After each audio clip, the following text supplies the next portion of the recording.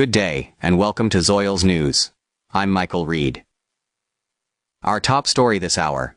A week of protests has pushed Ukrainian President Volodymyr Zelensky to appoint a younger military chief, marking a major leadership change as pressure continues to grow over the country's war effort.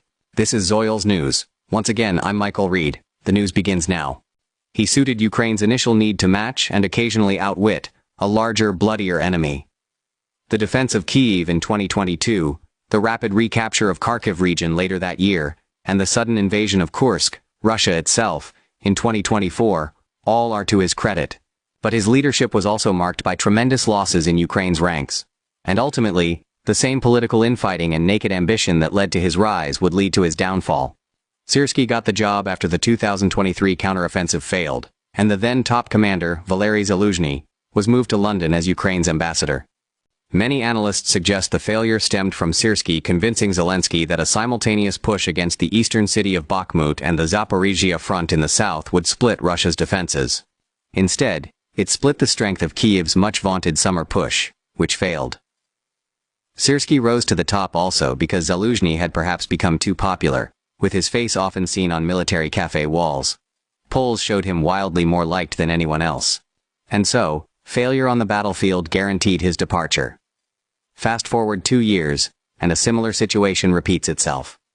A clash on strategy flares up and leads Zelensky to, at first, dispense with a rising popular star, 35-year-old Defense Minister Mikhailo Fedorov.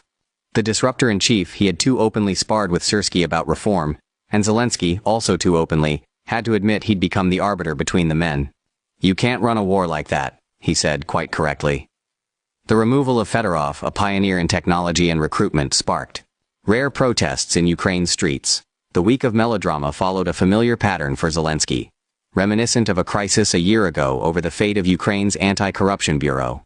Zelensky limited its powers and then changed his mind, firing his chief of staff over corruption allegations, all because a protest movement had chipped away at his Teflon veneer.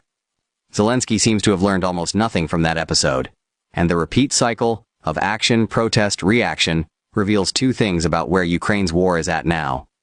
First, Ukraine's military Tuesday underwent a generational shift. Syrskyi's way of war, large frontal assaults that were costly, if not the only real way to reclaim land, had begun to look dated. Fedorov's assault on the old ways, instead using robots, drones, automation, data to determine why troops were injured, all made sense in a country desperately short of troops. They put Ukraine at the global forefront of battlefield technology. This new army was not Fedorov's idea alone, but he had become its central proponent, and slowly the face of the victories it won. The headlines about robot rescues and assaults, and the relentless toll of Ukraine's long-range strikes into Russia. The successes were those of Ukraine, but also of Fedorov, who trumpeted his decision to fund drone purchases earlier this year. It is too early to tell if drones and robots truly can replace troops on the front lines. Ukraine has little choice but to find out, and the time spent learning that lesson has provided Kyiv a useful pause to regroup, and a powerful technological upgrade that Moscow still has to match. War will never be the same again, until, that is, someone learns how to switch off the machines. Even now, some strategists argue, artillery retains a role in halting large-scale Russian advances. Not everything from the past is redundant overnight. Yet Fedorov's rise, the egos and jockeying aside, marked a simple shift. The younger Ukrainians who fight the war would be led by generals who are about the same age as them. The new commander, Drapati, fought across the war's toughest front lines, and video was even recycled on his appointment on Tuesday of him driving an armored personnel carrier through a pro-Russian separatist barricade in 2014. He is no novice, but he is not from Syrskyi's generation. 8 years separate him and Fedorov with his hacker mentality. 17 years separate him and Syrskyi, whose appetite for brutal assault units earned him the nickname, the Butcher. Drapati gained similar experience to Syrskyi in the war, yet garnered a reputation for wins and reform. He was key to halting Russia's initial invasion around the city of Kryvyi Rih, and then oversaw its route from Kherson, but also stopped Russian advances later in Kharkiv region. He was an early champion of the use of drones to create a kill zone along the front line and effectively immobilize the Russian advance. His leadership of the land forces also saw a radical structural and leadership rethink. Ukraine's challenges do not vanish with this injection of relative youth to the top ranks. The country still lacks manpower, cash, and critical infrastructure to endure the next winter. But they have brought in new talent and retained a focus on new ideas and technology that had turned both the narrative of the war and its dynamics in their favor. In that sense, the past few days have been a small victory. Yet the episode provides another, less edifying lesson for Ukrainians. The takeaway is that, politically, Zelensky dislikes the narrative slipping from his hands, almost as much as he dislikes parallel personalities garnering popularity. In hindsight, the entire incident was avoidable.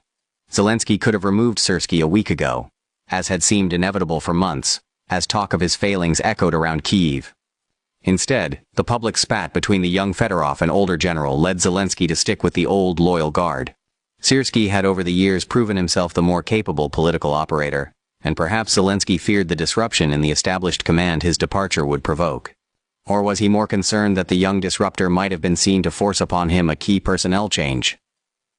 Zelensky's instinct was to ditch the rising popular star. Then the streets erupted with sizable, but not massive, protests. And Zelensky began the slow, purposeful task of reversing course, with a series of public meetings with top military commanders, a sounding board, and auditions for a post that Syrskyi had clearly already lost. It is unlikely Zelensky sought this protracted route to an outcome he could have expedited last week. Yet still, the spectacle of the enlightened president, listening to both the people, particularly the younger generation, and his military commanders, remains.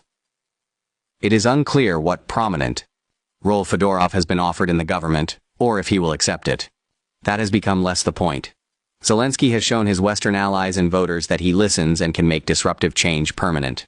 It is only really through changing the landscape of the fight that Kyiv can injure Moscow. But one curiosity remains. Zelensky once said he would sit on the beach and drink a beer when the war ends. Indeed, it is hard to imagine why he would still want the country's top job after the true, just peace he seeks takes hold. There is, in wartime Ukraine, no real mechanism to replace him, as valid elections are almost impossible. To that degree, he is invulnerable. Yet still he remains acutely obsessed with his popularity, to the extent that possible rivals, Zaluzhny and Fedorov, are removed, despite their talents, and notably after they both clashed with Syrskyi. Zelensky has been the consummate showman and salesman for Ukraine's war effort in the international arena. But these glimpses of frailty at home betray a Bankova presidential headquarters where bad decisions, against corruption and Fedorov, are made quickly, and then slowly unpicked after popular pressure. It is democracy in action, yes, but begs the question, how many other poor calls have gone unchallenged over the past 4 years? That wraps up our report on the leadership change within Ukraine's military. The appointment of a younger commander comes after days of protests and growing pressure, as Kyiv looks to strengthen its approach to the ongoing war. You're watching Zoyols News. I'm Michael Reed. Thank you for joining us and have a wonderful day.